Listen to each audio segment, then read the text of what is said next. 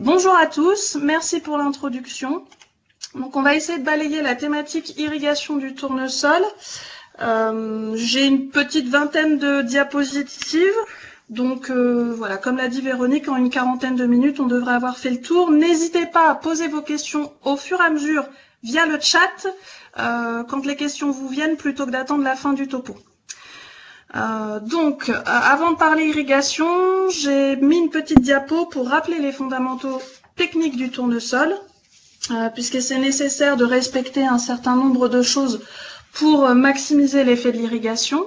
Donc on va d'abord commencer par bien préparer son sol, quand la météo nous embête pas trop, la qualité de la préparation, le choix variétal et adapter sa densité de semis à la profondeur de sol, ainsi que la date de semis par rapport à la précocité de la variété choisie, sont des stratégies importantes.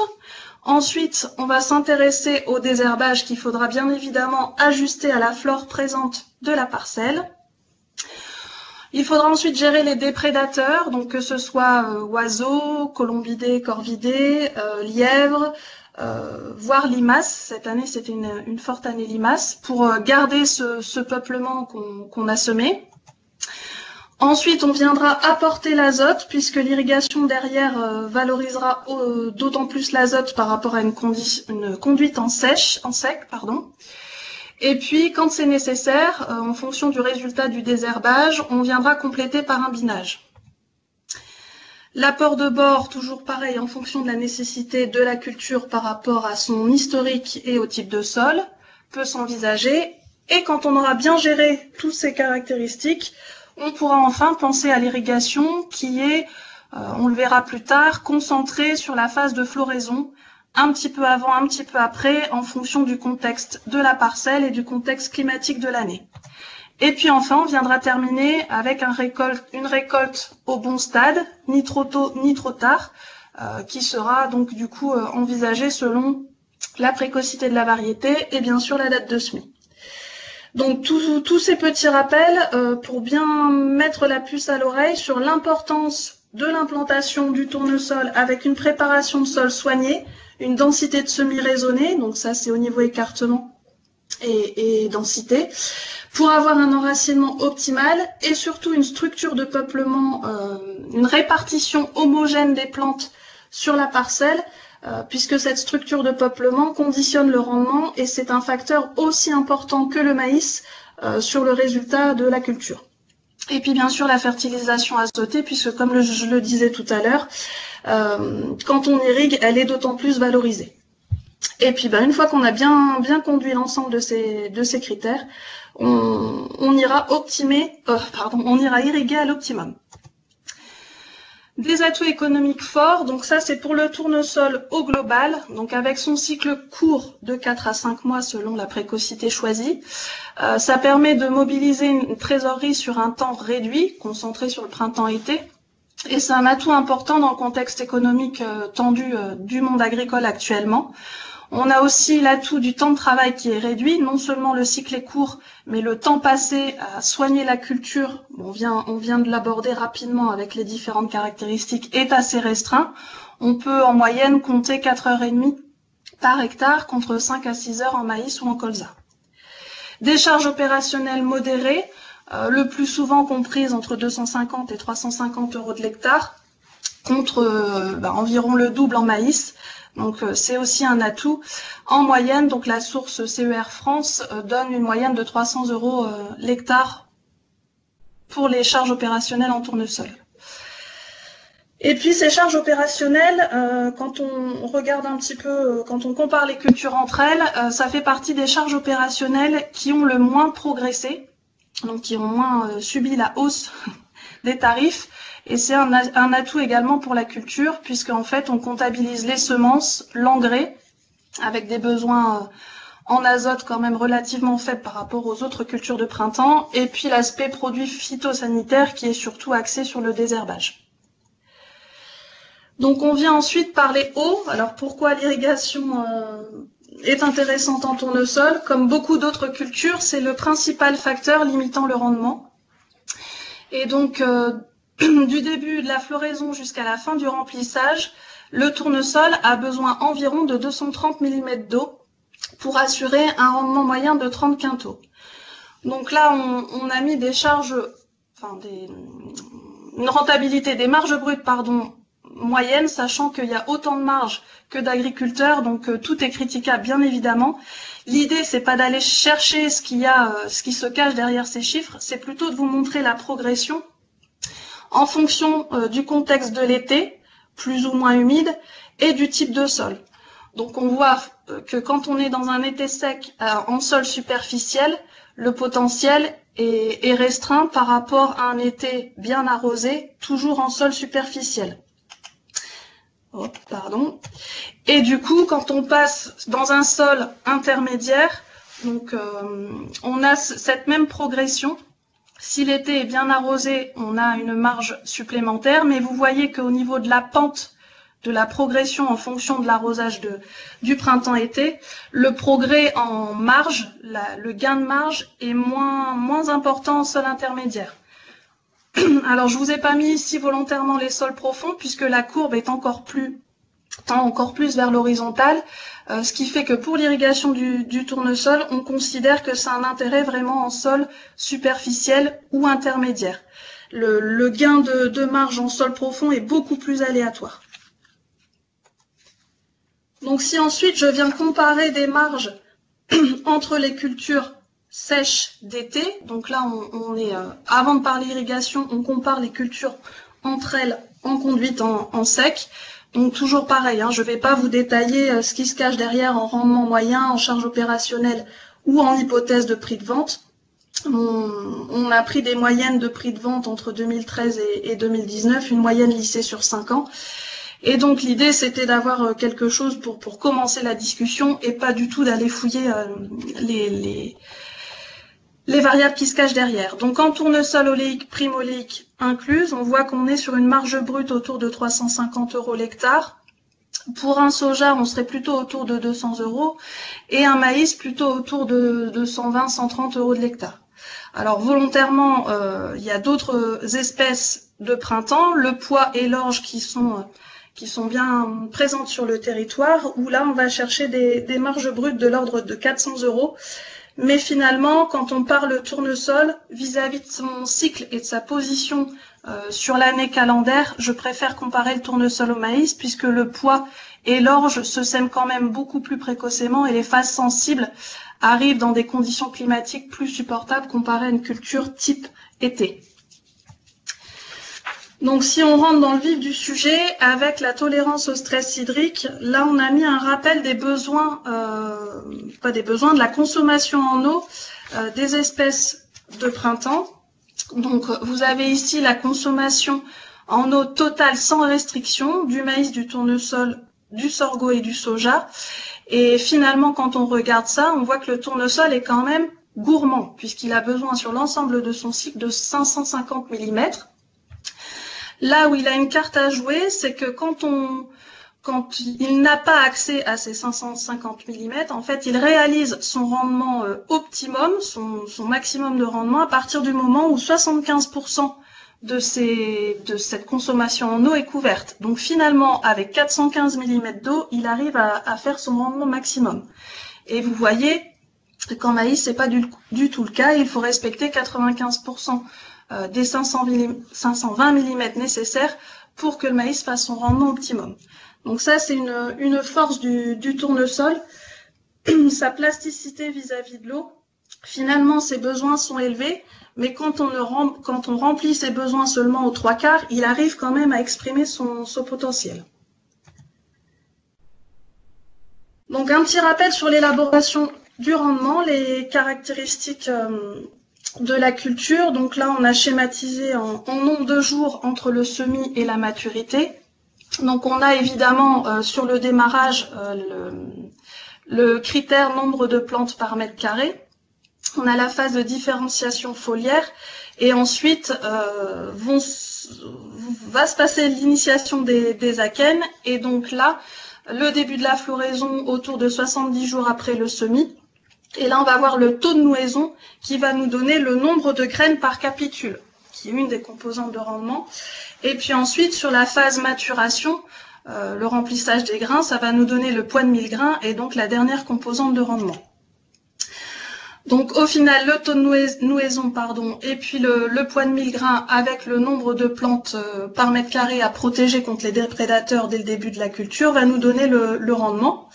Et au niveau des besoins en eau, en fait, la sensibilité de la culture va être centrée sur les phases de floraison et de remplissage.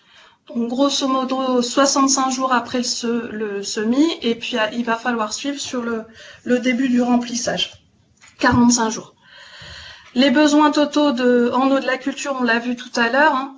Là, on l'a réparti sur le cycle. Donc, environ 160 mm sur la phase végétative, c'est-à-dire depuis le stade cotylédon jusqu'au stade bouton, avant l'apparition des fleurs ligulées. 160 mm d'eau qui sont en général couverts par les apports naturels, les pluies. 70 mm de besoin en moyenne sur la phase de floraison. Voilà, grosso modo 65-70 jours après le semis, et puis le restant 150 à 180 mm sur la phase de remplissage-maturation. Alors, pourquoi irriguer le tournesol? Ça, c'était une expérimentation qui permettait d'illustrer aussi cette période de sensibilité au stress hydrique, et puis d'expliquer la plasticité de la plante. Donc, on voit là, on mesure les pertes de rendement en mettant en stress hydrique le tournesol. Donc, on fait une restriction de la fourniture en eau et du coup, on regarde ce qui se passe. Et on voit que la phase la plus sensible, elle est concentrée sur la floraison, où du coup, on peut aller jusqu'à une perte de 30% de rendement. Donc c'est vraiment ce que je disais tout à l'heure quand on expliquait les composantes de rendement, cette phase de floraison qui est, on va dire, le point central de l'irrigation.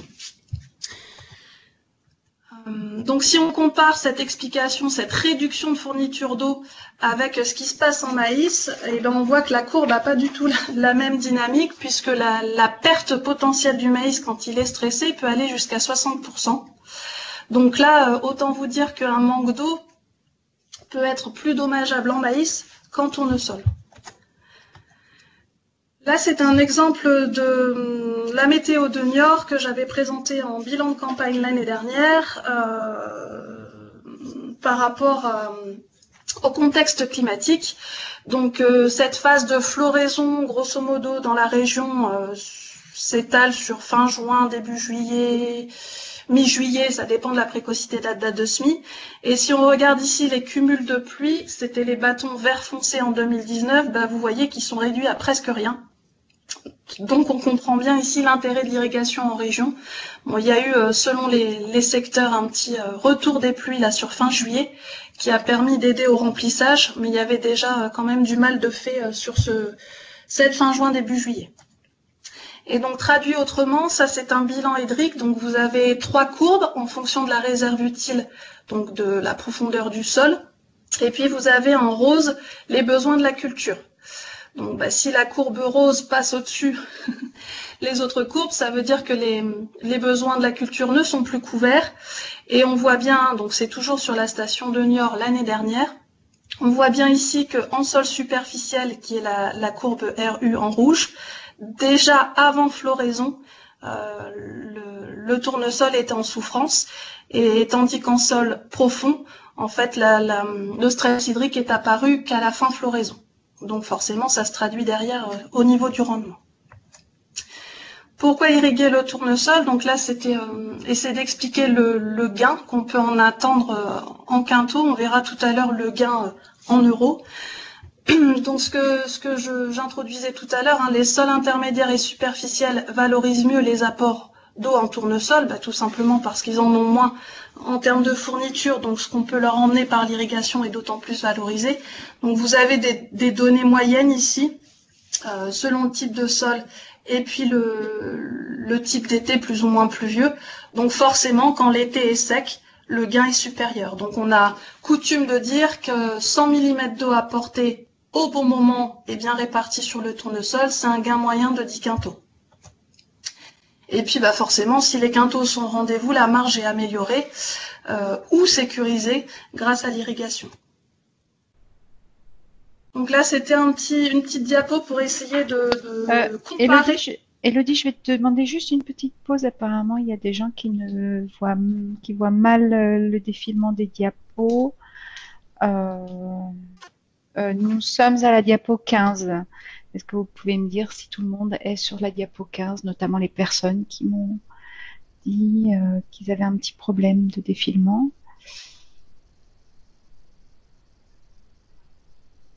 C'est bloqué à la 10. Donc, je pense que ça vient de votre réseau personnel et parce qu'apparemment pour d'autres, ça fonctionne plutôt bien. Donc, je suis désolée, on va quand même poursuivre. On va poursuivre. Hein. Excuse-moi, Élodie, de t'avoir coupé. Non, pas de problème. Tu as le temps, il n'y a pas de souci. Hein. D'accord? Tu peux prendre ton temps pour finir. Voilà, je te laisse continuer. Désolée pour les personnes qui sont en décalé. Hein, vu le contexte actuel, je sais combien c'est désagréable.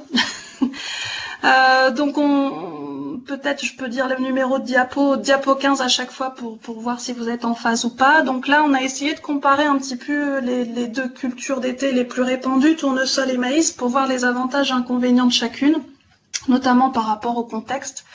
Donc sur l'aspect irrigation, au niveau du tournesol, on va être centré sur juillet, hein, ce que j'expliquais tout à l'heure, la phase de floraison, adaptée d'une région à l'autre. Hein, il faut bien évoquer des périodes à un moment donné.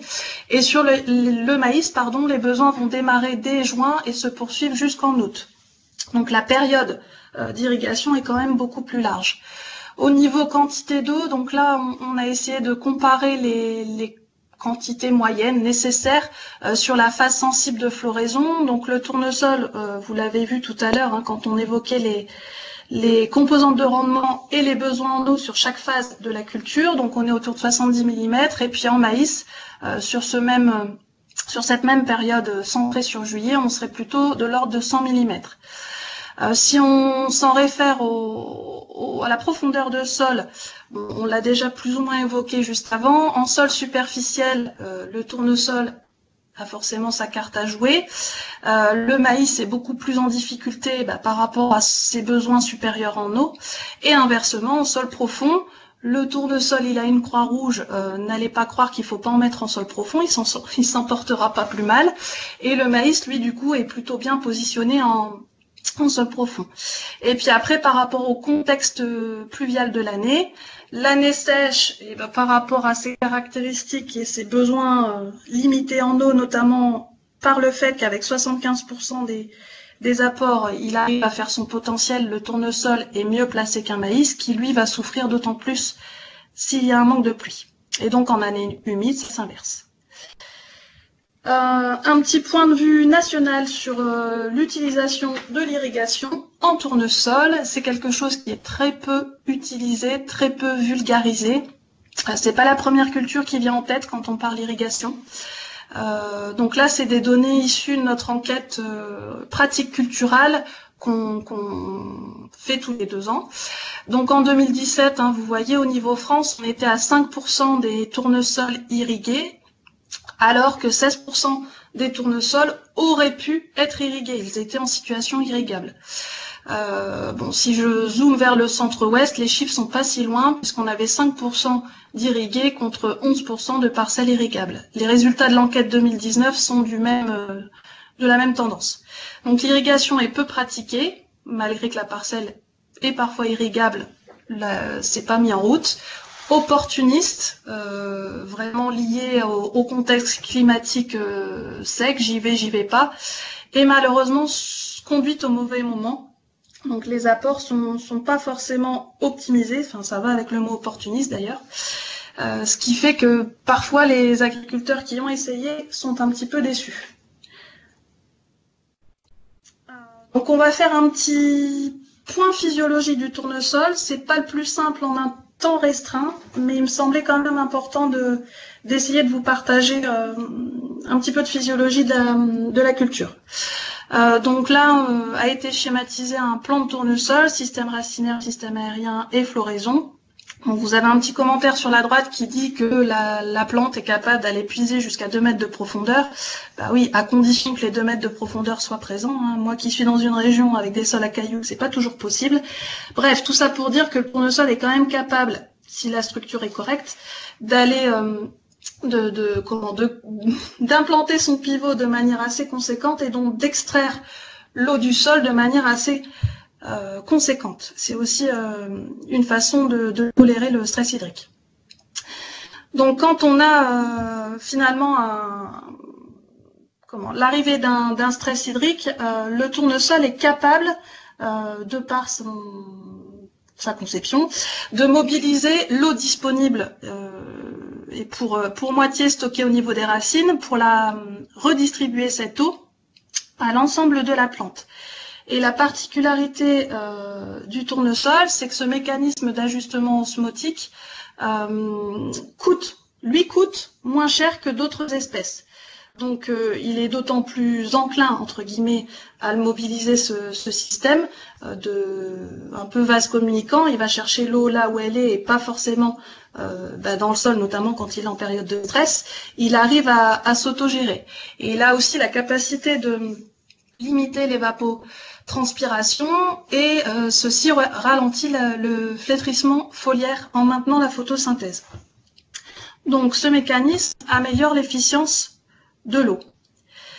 Ce système se met en route uniquement si la plante a subi un stress en phase pré-floraison, c'est-à-dire en phase végétative, quand le tournesol est encore tout vert. Il faut qu'il ait connu un stress hydrique dans sa croissance de début de cycle pour pouvoir mettre en place le mécanisme que je viens de vous expliquer. Et s'il a subi un stress hydrique avant sa floraison, il est capable d'encaisser un déficit de 100 mm. C'est aussi on peut appeler ça phénomène d'endurcissement. C'est ce qui lui permet derrière de résister à un stress hydrique pendant les phases sensibles. Donc par rapport à cette explication, ce mécanisme ne sera pas, entre guillemets, appris par la plante si jamais la météo fait que sur tout le printemps, la pluie est fréquente. Et donc derrière, ça peut être à double tranchant, puisqu'on peut avoir l'impression que le tournesol, enfin c'est pas une impression, il est flatteur, il est développé, mais derrière finalement, il n'a pas acquis ce phénomène d'endurcissement, et si jamais la météo ne tourne pas en sa faveur par la suite dans son cycle, ça peut le pénaliser d'autant plus. Donc là, on a essayé de retracer les différents contextes qui peuvent avoir lieu en tournesol. Donc vous avez sur le début du diagramme donc la phase cotylédon, on va dire la phase bouton, début floraison, et puis la période de maturation. Donc on va prendre chaque parcours de croissance de manière indépendante. On va essayer d'expliquer ce qui se passe selon la météo subie. Donc sur la phase végétative, par rapport à ce qu'on vient d'expliquer, on imagine qu'il y a un déficit en eau et donc que le mécanisme d'endurcissement au stress hydrique se met en route et que les mécanismes de tolérance à la sécheresse également. Sur la suite du cycle, on considère que la pluie est de retour en quantité optimale. Et donc, on a un tournesol qui augmente la durée de vie de ses feuilles, qui maintient son activité photosynthétique, et donc qui permet un remplissage des grains et une teneur en huile à l'optimum. Donc, vous voyez que sur la fin, on est plutôt avec des feuilles plutôt vertes et qui fonctionnent. Si on prend un autre parcours, donc toujours cette phase de stress hydrique sur le début de cycle, par contre, ce stress continue sur la phase de remplissage. Donc le tournesol est endurci et on considère que ces effets stress hydrique a posteriori ont un impact moindre. Alors forcément, il est moins bien que dans le premier scénario. Il a quand même une partie de sa surface foliaire qui a flétri, qui est devenue sénescente, mais il continue quand même à fonctionner de manière pas optimale, mais de manière constante. Donc la pénalité sera moins dure. Maintenant, on se met dans le contexte inverse. avec une pluviométrie excessive, voire, enfin bref, une bonne pluviométrie sur le début de cycle, et on arrive sur un tournesol assez fourni, avec des belles feuilles, une surface foliaire importante. Et on embraye ensuite sur un manque d'eau, donc on a un stress hydrique post-floraison. Et bien là, du coup, on a la durée de vie des feuilles qui va se réduire et une sénescence précoce, puisque avec ce développement foliaire exubérant, peut-être un peu excessif, on va avoir un excès de transpiration via une surface supérieure, et donc une perte d'eau, un gaspillage d'eau juste pour la transpiration, et non qui va pas servir du coup au fonctionnement de la plante. Et forcément, vu que l'eau est gaspillée au lieu de servir au fonctionnement de la plante, on a un remplissage des grains qui est limité et une teneur en huile qui est limitée. Donc vous voyez, ça a été schématisé par une sénescence précoce.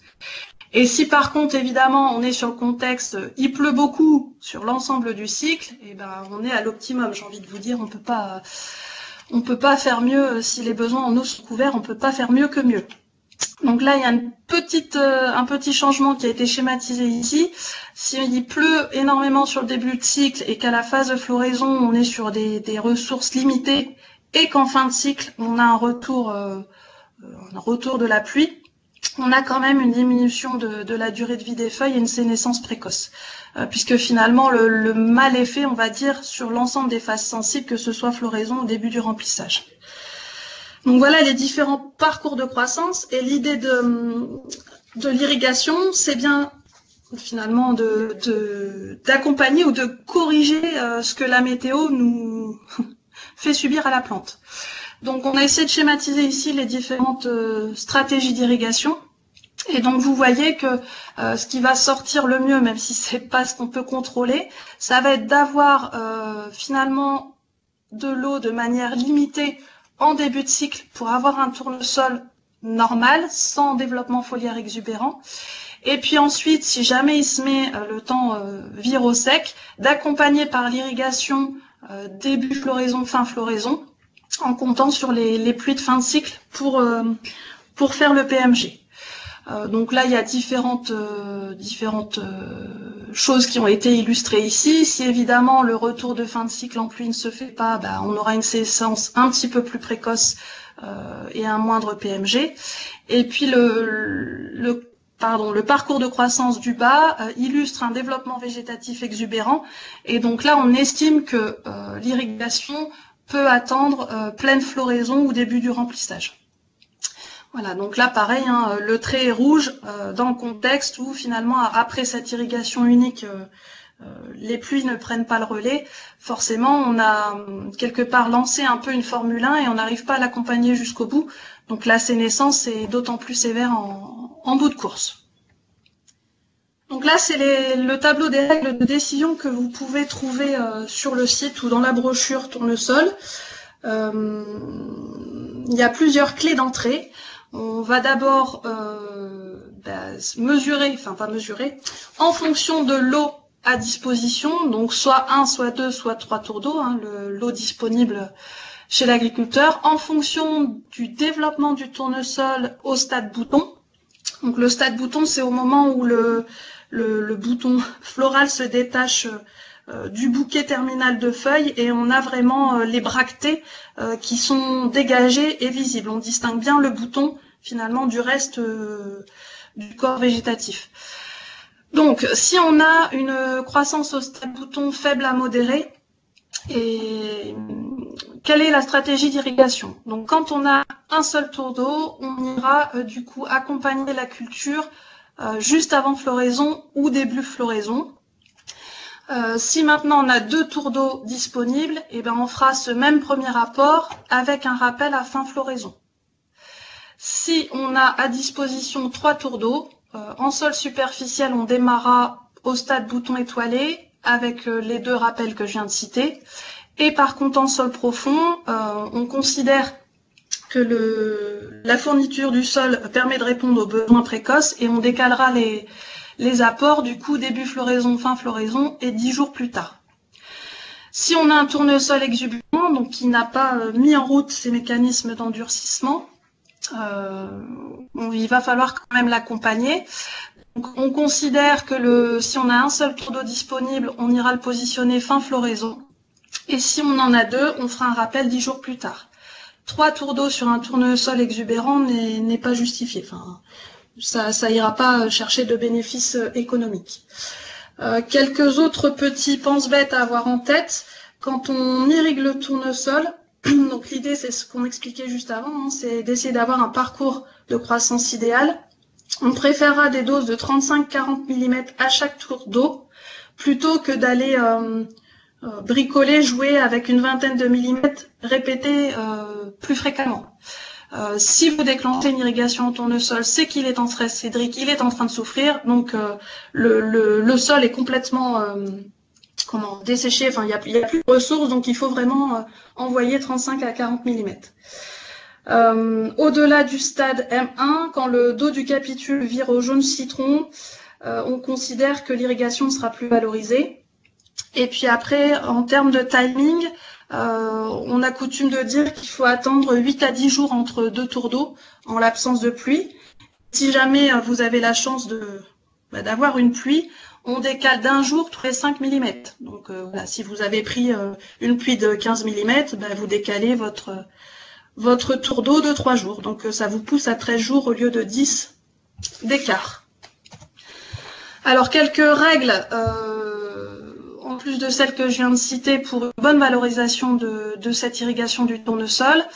En sol superficiel, on préférera avoir un déficit hydrique en préfloraison pour avoir un développement foliaire modéré et le phénomène d'endurcissement mis en route par la plante. Il faudra surtout s'assurer d'avoir une structure de peuplement correcte, même si une irrigation pourrait quand même rattraper un petit peu la casse au niveau du peuplement. Hein. On pourrait aller chercher un petit peu de rendement quand il nous manque des pieds au final. Maîtriser la fertilisation azotée, parce que du coup on est sur une conduite optimum de la culture, donc on cherche à lui donner à boire quand elle a soif, mais il faudra aussi accompagner par l'azote.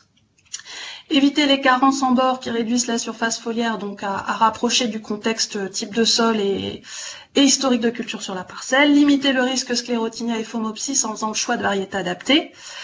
En pratique, ça passe par une densité levée de 5 plantes mètre carré, d'essayer de mettre les moyens nécessaires pour conserver ces 5 plantes levées, et puis avoir un développement foliaire modéré avant floraison, conserver cette surface foliaire pour un bon fonctionnement de la plante et derrière un bon remplissage des grains. Ne pas irriguer en pleine floraison par temps humide. Par contre, s'il fait sec, il ne faut pas se l'interdire. Quand on a choisi une variété peu sensible aux sclérotinia du capitule, que votre tournesol est en stress hydrique, il faut mieux déclencher votre irrigation en pleine floraison que de se dire j'attends que ce soit défleuri pour lui apporter de l'eau. Si vous vous souvenez le petit graphique en cuvette que je vous ai montré tout à l'heure, si vous attendez la fin floraison, sachant que c'est la phase la plus sensible, le mal sera déjà fait, vous ne pourrez pas le rattraper. Donc si on finit par un petit clin d'œil côté marge, l'irrigation du tournesol est évidemment rentable à condition que ce soit bien conduit. Donc là, vous avez la même comparaison que les petits graphes du début de la présentation. En sol séchant, donc on est parti là sur un apport de 70 mm d'eau en 2 tours, 2 x 35. Donc vous voyez qu'en sol séchant, du coup, en été sec ou en été moyen, c'est là où le gap amené par l'irrigation est plus important qu'en sol intermédiaire. Alors effectivement, en sol intermédiaire, le potentiel étant supérieur, la marge dégagée est plus importante, mais la marche entre irrigué ou sec l'est moins. Et puis je reviens sur mon graphe tout à l'heure qui était tout jaune, comparaison des cultures d'été, printemps-été, avec finalement ce qu'apporte cette irrigation. Donc là, pour avoir un comparatif, on est parti sur l'opposition sec-irrigué en partant sur 100 mm d'eau avec un coût de l'eau de 15 centimes le mètre cube. Et donc vous voyez, le gain de marge permis par l'irrigation, c'est le bonus là qui est représenté en bleu. Et finalement, le tournesol oléique ira chercher sur une marge brute finale totale de 630 €, tandis qu'un maïs, du coup, ira chercher une marge brute finale autour de 400 €. Et j'en ai fini. Merci pour votre attention.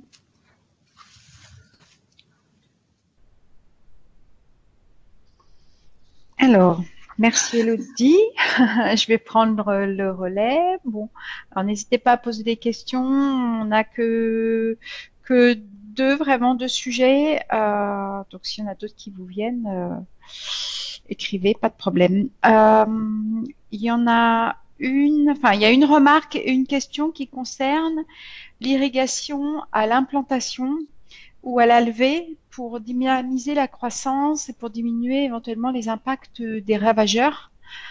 Alors, attendez, ou pour augmenter la densité de levée lorsque le temps est trop sec. Donc, implantation, levée, faut-il irriguer pour finalement avoir une implantation, un meilleur début de cycle, quoi. Est-ce rentable? Luc, est-ce que tu peux donner ton point de vue que je compléterai? Je préférerais dans ce sens-là, s'il te plaît.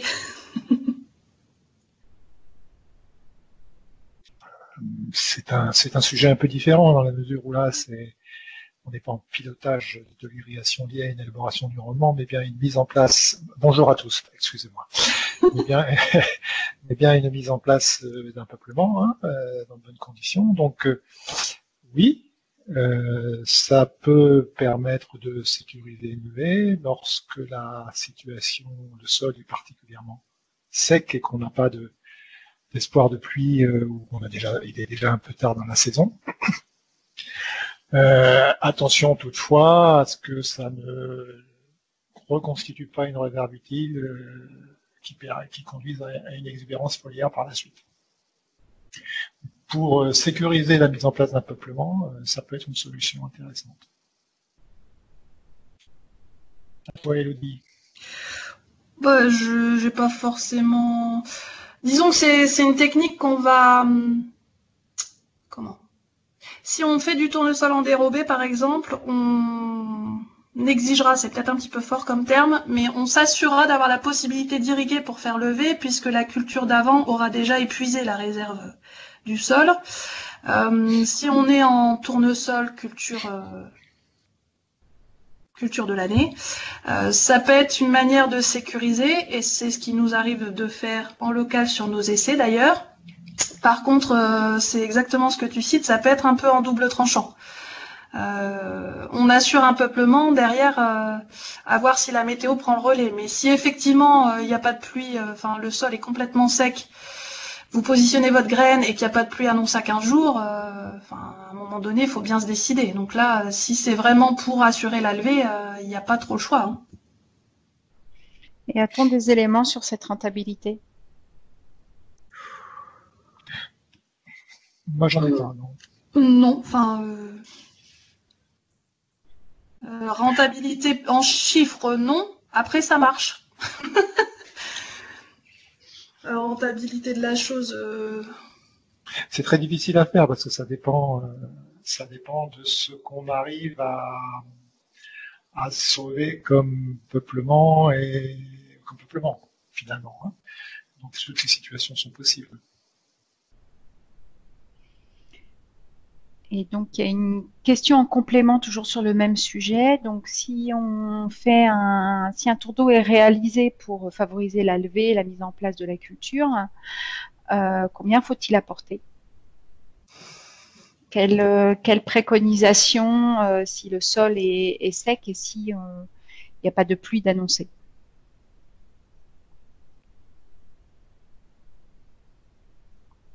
Luc, t'as une idée?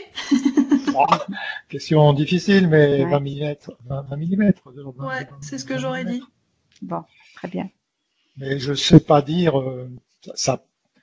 Bon, je pense qu'il vaut mieux faire un apport réduit au moment de la levée, donc une vingtaine de millimètres plutôt que d'en mettre plus, et puis de voir ce qui se passe par la suite.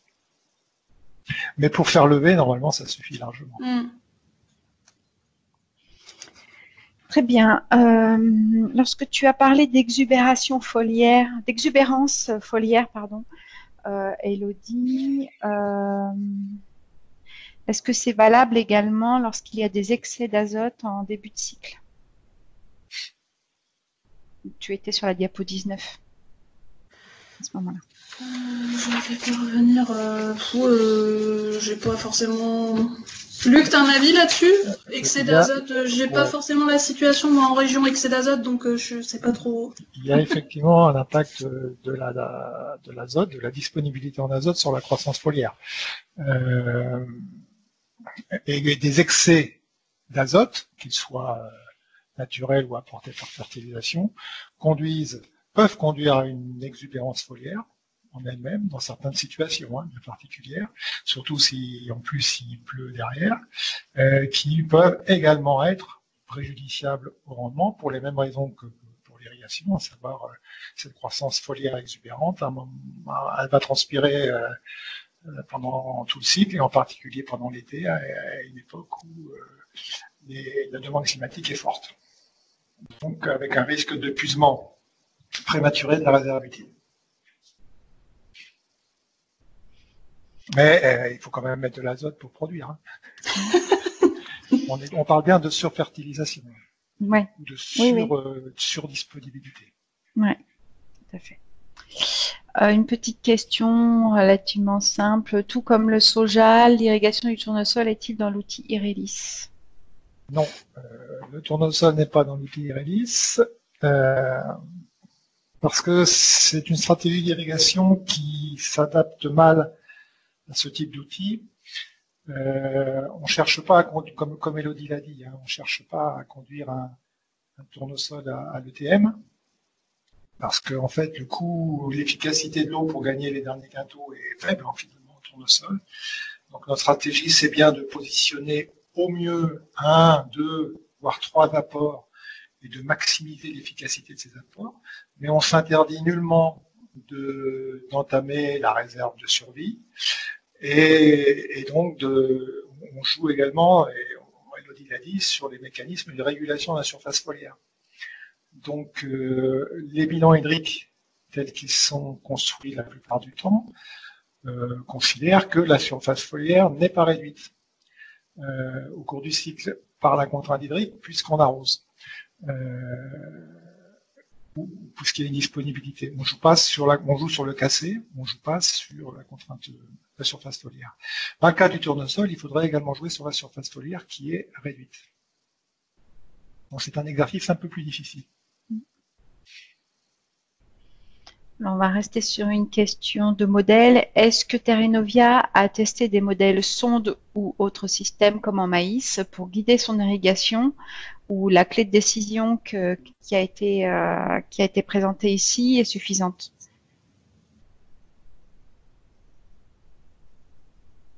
Alors, il y a eu des travaux réalisés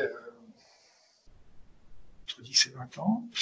Il y a effectivement des stratégies d'irrigation proposées, peu diffusées, je l'avoue, elles l'ont été dans le passé concernant les sondes tensiométriques. Dans certains milieux, j'ai souvenir de travaux en particulier en Rhône-Alpes, mais également en Poitou-Charentes. Le constat qui est fait, c'est que quand même l'utilisation de ces sondes est assez peu fréquente, et c'est pour ça qu'on n'appuie pas en termes de communication sur ce point-là. Par contre, on a quelques références en magasin. Ouais.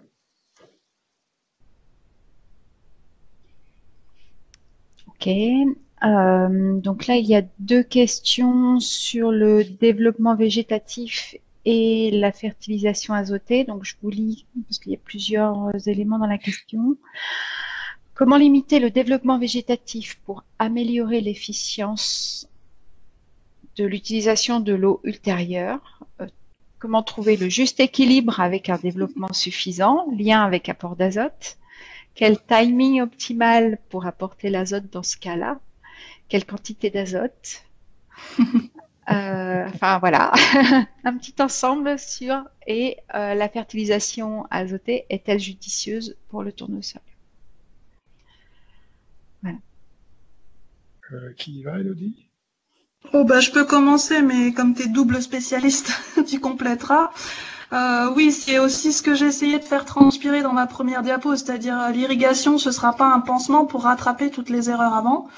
Donc bien évidemment qu'il faut apporter de l'azote au tournesol, mais bon, à réfléchir avec les reliquats de la parcelle et puis Voilà, tout dépend du contexte. Vous donnez un montant, un nombre d'unités là comme ça, enfin c'est un peu compliqué.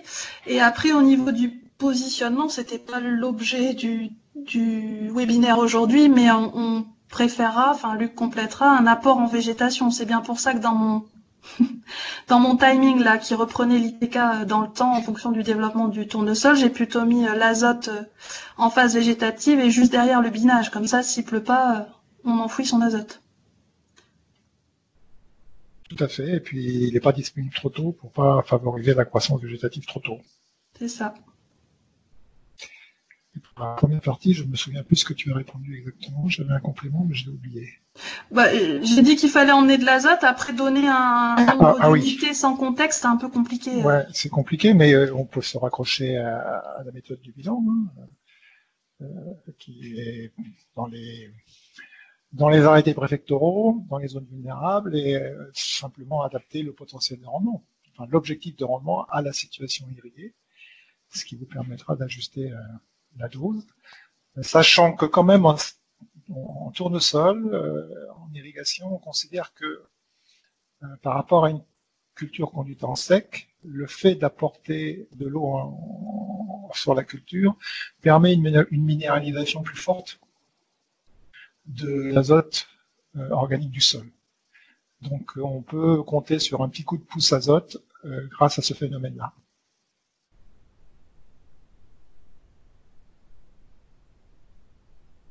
Ok, alors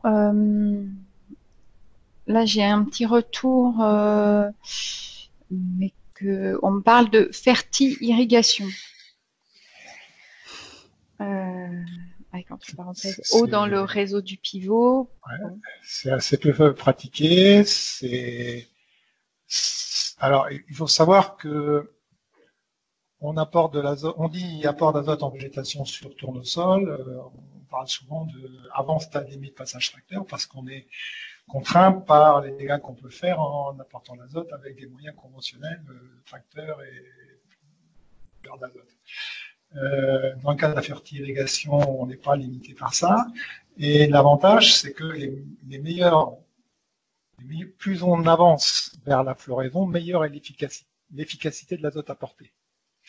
Et si en plus on l'apporte avec de l'eau, ça augmente aussi l'efficacité. Donc, le fait d'attendre un peu avant floraison pour apporter l'azote en ferti-irrigation ou une petite dose d'azote en ferti-irrigation avec une irrigation ne fait qu'améliorer l'efficacité de l'azote.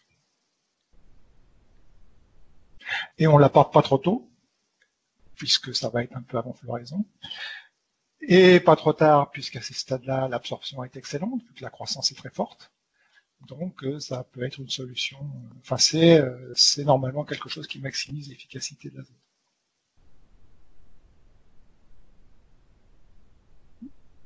Très bien. Donc, les participants, je ne sais pas si vous avez encore quelques questions. Moi, j'arrive au bout des questions posées. Voilà, on te dit merci, Luc, sur la ferti-irrigation. Ah, si, un petit retour.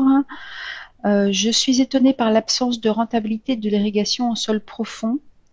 Chez moi, un tour d'eau permet de dépasser 33 quintaux, voire 40, avec un bon PMG. Sinon, le rendement plafonne plutôt à 30 quintaux, voire moins, sauf en marais. Donc, ça doit être quelqu'un de chez toi, Elodie. Il n'y a pas que des marais chez moi. Non, j'ai pas dit que l'irrigation était pas rentable en sol profond, c'est que la rentabilité est plus aléatoire. C'est pas pareil.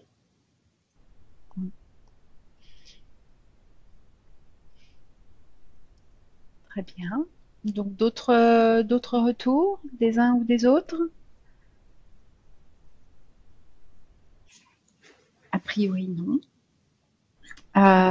Donc, merci à tous d'avoir participé à ce webinaire. Voilà, donc vous allez recevoir donc une petite enquête de satisfaction, bien sûr, avec le topo qui vous sera également envoyé et l'enregistrement de ce webinaire.